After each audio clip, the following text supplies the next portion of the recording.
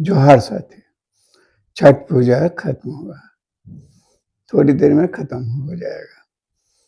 तो चलिए इस पर कुछ बात करें।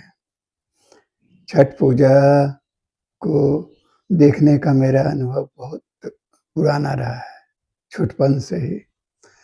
धीरे-धीरे अब उतना उत्साह नहीं रहा कि सुबह-सुबह जाएँ और देखें, लेकिन बचपन में खूब उत्साह भी रहता था और दूर-दूर के इलाकों में छठ पूजा देखने का मुझे अवसर रहा है। जैसे शुरुआती दौर में की बात करें तो बचपन की बात, मेरे पिताजी बीडीओ थे ब्लॉक में, बिहार में। तो वो कोइलवर में पोस्टेड थे जब। वो ज़माना बहुत पुराना हो गया, लगभग 64-65 65 का मामला है। तो वहाँ सोन नदी के किनारे होता था। तो सुबह-सुबह जाते थे उत्साह से हम लोग, सब लोग देखने। और सोन नदी के किनारे वो आजकल जैसा जो दिखाई देता है, नदियाँ गंदी हो चुकी हैं और नदी हर जगह उपलब्ध भी नहीं रहता है, कहीं तालाब है, पोखर है। अब तो रिवाज यहाँ तक हो गया है कि छत पर लोग अपना बड़ा-सा पानी जमा करके टैंक में और लोग कर लेते हैं पूजा, ये हालत है। लेकिन वो दौर था, उस समय था, नदियाँ इस हद तक प्रदूषित नहीं हुई थी। अब बहुत अच्छा लगता था सुबह का मनोरम बेला में। अपार भीड़ उस समय भी हुआ करते थे। नदी का किनारा दूर तक उसमें छठ व्रतियों से भरा रहता था। उसके बाद पटना में जब रहने लगे, पटना में काफ़ी दिनों के बाद, हालाँकि उसके तो वहाँ देखा करते थे। वहाँ भी छठ पूजा, वहाँ गंगा के किनारे देखने का अवसर मिला। गंगा के किनारे की भी अपनी भव्यता थी। हालाँकि कोइलवर वाला जो सोन नदी के किनारे होता था, वो ज़्यादा अच्छा लगता था। गंगा वाला में थोड़ा-सा अफरा-तफरी रहता था। तो वो भी गंगा नदी, विराट उसका स्वरूप, और उस समय तक जैसा कि कह चुके हैं आपसे, इतना प्रदूषण नहीं था। तो वहाँ भी देखते रहे। उसके बाद जब झारखंड में आ गए, बोकारो में रहने लगे, तो वहाँ टू टैंक गार्डन में या पीछे हम लोग जहाँ रहते थे, वहाँ पर भी होता था। और वहाँ का जो सिटी पार्क है, उसका जो बड़ा-सा तालाब था, उसमें भी छठ पूजा हुआ करता था। वहाँ भी देखा करते थे। बाद में अपने बच्चों को साथ लेके जाया करते थे। तो वो देख कर, और ये उस समय तो थोड़ा अलग ढंग से सोचने के आदी हो गए थे। तो लगता था कि इतने यहाँ तो सब साइंटिफिक पढ़े-लिखे लोग हैं, डॉक्टर हैं, इंजीनियर हैं, बोकारो स्टील के और सब, और इसी तरह के प्रबुद्ध समाज के लोग हैं। वो भी उतनी ही आस्था से सर पर टोकरी लेके जाते हैं, पानी में उतरते हैं और छठ मैया से आशीर्वाद की उम्मीद करते हैं।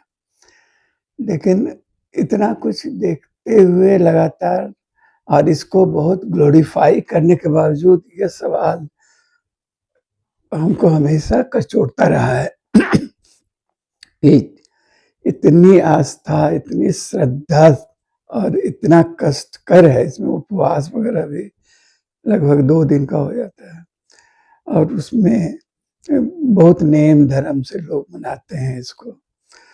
पहले तो शुरुआती दौर में जहाँ तक मैं हमको अनुमान था या लगता था कि इसमें मध्यम वर्ग या मध्यम समुदाय, जातियाँ भी जो कहलाती हैं, और निम्न वर्ग की जातियाँ, मध्यम वर्ग की जातियाँ, यानी जिसको ओबीसी कहते हैं आजकल, उनकी बहुतायत रहती थी। लेकिन अब तो धीरे-धीरे ये दिखाई देने लगा है कि अपर कास्ट के लोग भी छठ पूजा खूब मनाते हैं और उसमें भाग लेते हैं। और ये एक बहाना हो गया है कि छठ के अवसर पर पूरा परिवार मिलता है, और ये सब तो उसका, और प्रकृति की पूजा है, नदियों का सम्मान है, उगते सूरज और डूबते सूरज को अर्घ्य अर्घ्य दिया जाता है। तो इस सब का बहुत तरह का फिलॉसफिकल व्याख्या भी है, कहानी भी एक बना दिया गया है।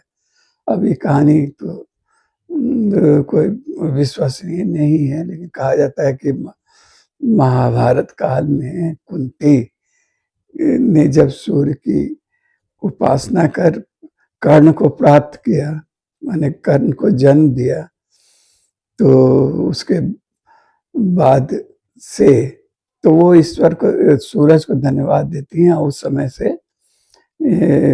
छठ पूजा की शुरुआत होती है। हालांकि हमको वो एकदम गले नहीं उतरता है, क्योंकि वो कुंती तो एक प्रयोग की तरह, जब उनको आशीर्वाद मिला कि तुम किसी भी देवता को का आह्वान कर सकती हो और गर्भ धारण कर सकती हो, उससे पुत्र प्राप्त कर सकती हो।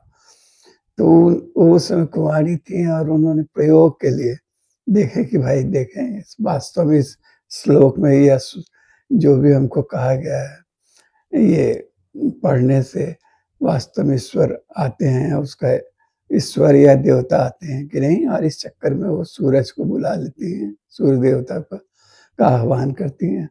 लेकिन वो उनके लिए कोई सम्मान का विषय नहीं था, उसमें कुंवारी थी, तो वो उस कर्ण को मंजूषा में रख कर गंगा में बहा देती हैं, जिसको बाद में दूसरे लोग पालते हैं कर्ण को, एक मल्लाह परिवार।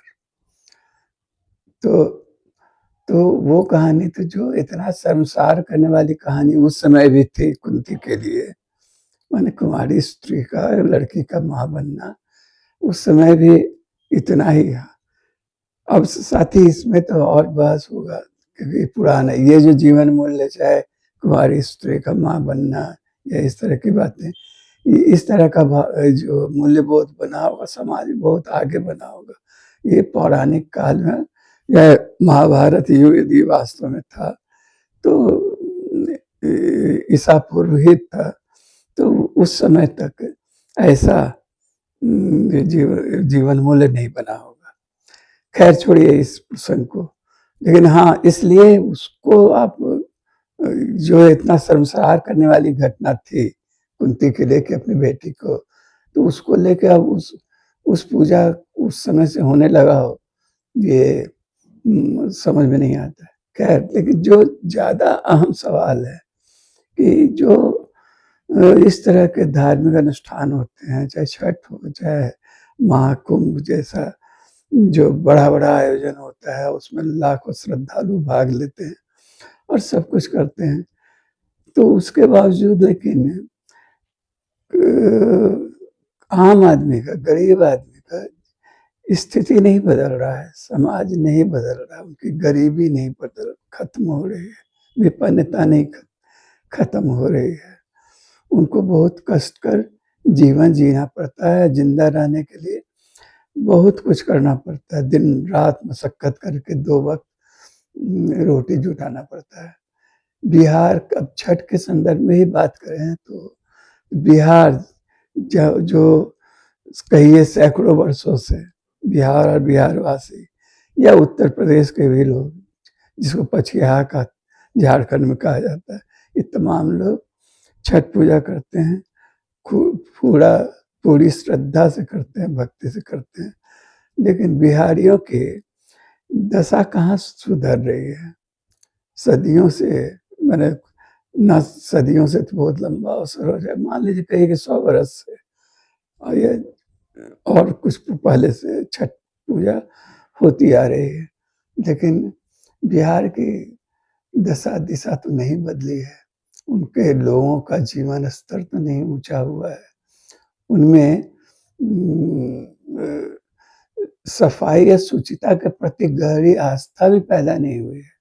नदियाँ वहाँ के बिहार और उत्तर प्रदेश से होकर ही या यहाँ तक जहाँ भी है, चाहे उनका परिवेश, रहने का तौर तरीका, सब में वो शुचिता दिखाई नहीं देती है, ना उनके जीवन में वो समृद्धि दिखाई देता है। बिहार जो राज्य है, वो पिछले जो नीति आयोग का रिपोर्ट आया था, वो सबसे निचले पायदान पर था। था, सबसे ज़्यादा वहाँ गरीबी थी।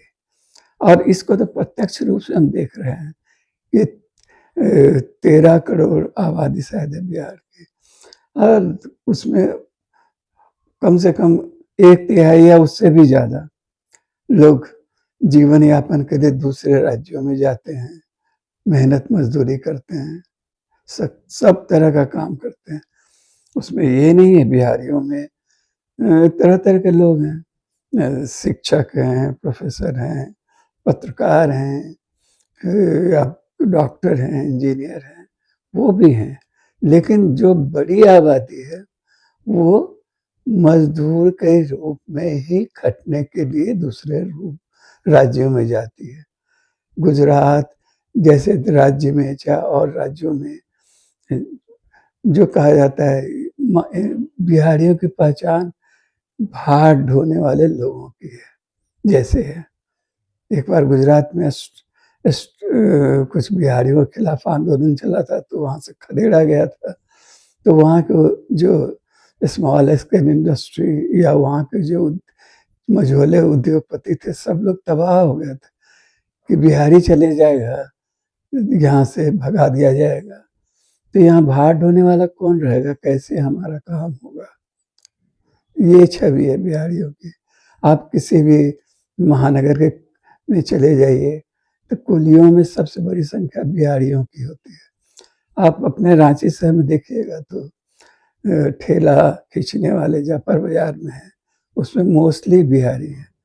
आप दिल्ली में चले जाइएगा, तो जितना ठेला वाले हैं, ठेला पर सब्जी बेचने वाले हैं, उसमें मोस्टली बिहारी हैं। वो पहले वहाँ उत्तर प्रदेश के लोग भी जाया करते थे, लेकिन पता चला कि उत्तर प्रदेश के लोग अब दूसरे जगह बॉम्बे या अन्य महानगरों का रुख करते हैं, तो वहाँ पर कब्जा है बिहारियों का एक तरह से। लेकिन कब्जा है किस रूप में? इसी रूप में कि वो ठेला पर सब्जी रख के बेचते हैं या और इस तरह का काम करते हैं। तो बिहारियों की जो दशा है वो ये नहीं, बहुत अच्छी नहीं है। और उनके साथ जिस कारण से भी हो, उनके रहन-सहन के तौर तरीके से या जिस वजह से भी हो, और ऐसे भी ये तो सीधी कल्पना की बात है कि आप जाइएगा इस तरह से दूसरे राज्य में काम कीजिएगा और जीवन यापन के लिए, तो आपको रहने के लिए बहुत मशक्कत करना पड़ेगा, जगह मिलता नहीं है, स्लम्स जैसे जगहों पर रहिएगा या एकदम ऐसे अवैध बस्तियों में रहिएगा, और आप बढ़िया से रह नहीं सकते, रहने के लिए ठिकाना नहीं है। तो राजनेताओं को उनका वोट तो चाहिए, और इसलिए वो उसको उनको बर्दाश्त भी करते हैं। लेकिन साथ-साथ जब राजनीति के लिए हो या कभी-कभी उनके मुँह से सच निकल भी जाता है और बोल देते, बिहारियों को अपशब्द कहते हैं। उनको वहाँ के क्राइम के लिए ज़िम्मेदार ठहरा देते हैं। वहाँ जो गंदगी है उसके लिए ठहराते हैं अपमान। तो तो उस समय फिर छठ पूजा के समय में इसके बावजूद किस तरह से लद-लद कर पूरे देश से बिहारी लौटते हैं अपने गाँव, अपने घर गाँव, और वो इस पूजा में भाग लेते हैं। तो वही ये ये ज़हन में ये सवाल उठता है कि छठ मैया कब कृपालु होंगी बिहारियों पर? इतनी आस्था, इतनी पूजा, सब कुछ होते हुए भी बिहारियों का दुःख दरिद्र, उनकी जो गरीबी है, कब दूर होगी? कब वो सामंती जकरन से बिहार में मुक्त होंगे? कब उनकी ये जो छवि है, जो बन गई है भाड़ ढोने वाले व्यक्ति के रूप में, उससे उनको कब मुक्ति मिलेगी? बिहार का उत्थान कब होगा? बिहार में जो ये अजीब दो दो दो दो गुजरात से प्रवासी जो नेताओं का पूरा हिंदी पट्टी पर वर्चस्व है, कब खत्म होगा? ये सब सवाल ज़हन में उठता है। तो छठ मैया की इतनी श्रद्धा, भक्ति, आस्था ये सब होते हुए भी यदि बिहारियों की ये दशा है, तो थोड़ा अफ़सोस होता है और कोप भी होता है। और अ, लेकिन बिहारी हर जगह छठ जहाँ-जहाँ गए हैं, वहाँ छठ मनाते हैं। उनकी आबादी चूँकि बड़ा समूह पलायन करता है और जहाँ जाता है बड़े समूह में। अभी हाल में अभी इसी दौरान अभी एक वायरल हुआ है असम का। वहाँ असम का स्थान जो 6 शेड्यूल का इलाका जहाँ पर है, वहाँ बिहारियों और जो वहाँ के मूल निवासी हैं, उनके बीच आदिवासियों के बीच संघर्ष और ये टकराव का, जिसमें वो बोलते सुन रहे हैं, बिहारियों को वो बोल रहे हैं कि हम आपको दिए अपनी यहाँ जगह, यहाँ आप खेती-बाड़ी करते हैं, घर बना के रहते हैं, सब कुछ करते हैं, लेकिन आप माथा पे चढ़ के नाचिएगा। तो जो भी हो, तो ये इसमें कठोर सत्य भी है।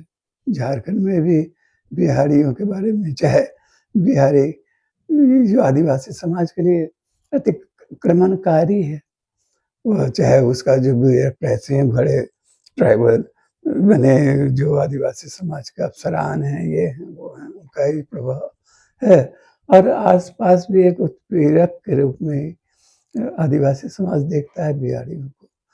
लेकिन उसके मूल में यही है कि बिहार में अपना जो कुछ भी होना चाहिए था, बिहार के पास सब कुछ है। लेकिन हाँ, आप चाहिएगा ही नहीं, बिहार में नदियों का जाल है, समतल उपजाऊ ज़मीन है, मेहनतकश लोग हैं, लेकिन इसके बावजूद बिहार इतना पिछड़ा है। क्यों है? मेरी नज़र में तो उसका एक हम साफ मानते हैं कि सामंतवाद वहाँ भी अभी भी जकड़ बनाए हुए है। वहाँ का अभिजात सवर्ण जातियाँ वहाँ उसको वहाँ के संसाधन पर अभी भी उनका दबाव है, उनका कब्ज़ा है और गरीब-गुरबा लोगों के पास कोई विकल्प नहीं है कि वो बाहर निकल के अन्य राज्यों में जीवन यापन के लिए पलायन करें।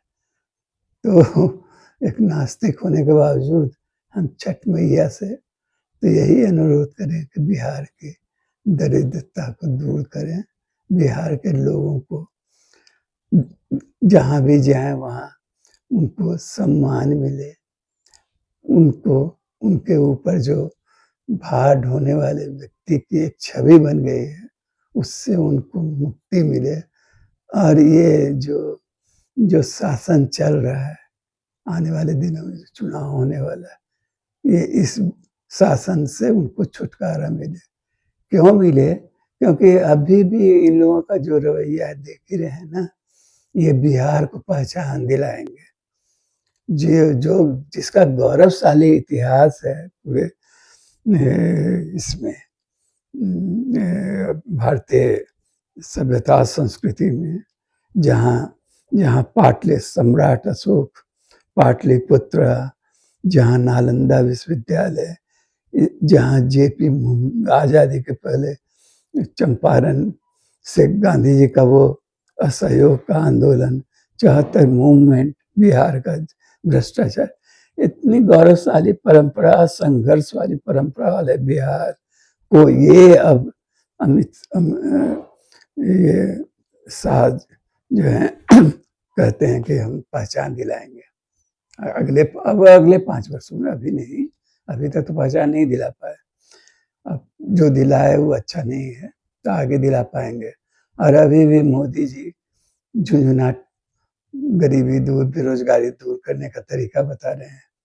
वो तरीका क्या बताएं, बता के गए हैं, सुने ना कि रील बनाओ, नेट जो है डाटा आपको सस्ता कर दिया, एकदम झूठा वो भी कि चाय के रेट में आपको डाटा मिल रहा है और रील बना बना के वहाँ के युवा जो है बेरोजगार युवा कमा रहे हैं।